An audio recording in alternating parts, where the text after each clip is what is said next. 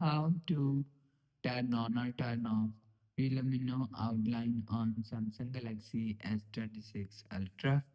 So let's start the video. First of all, go to App Library.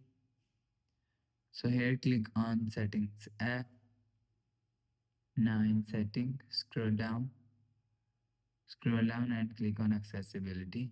So after click on Accessibility, you will see second option is Vision Enhancement. So click on Vision Enhancement.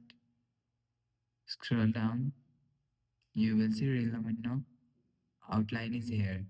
So if you want to turn on or turn off Relumino outline, so if you want to turn on Relumino outline, so turn on this button.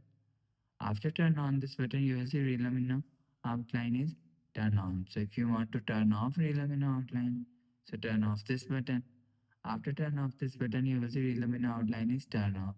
So you will turn on or turn off Relumino outline from here. So after the process, go back to home screen, refresh phone. So that's how you can turn on or turn off RELUMINO outline on Samsung Galaxy S26 Ultra. So if you like the video, please subscribe. Thanks for watching.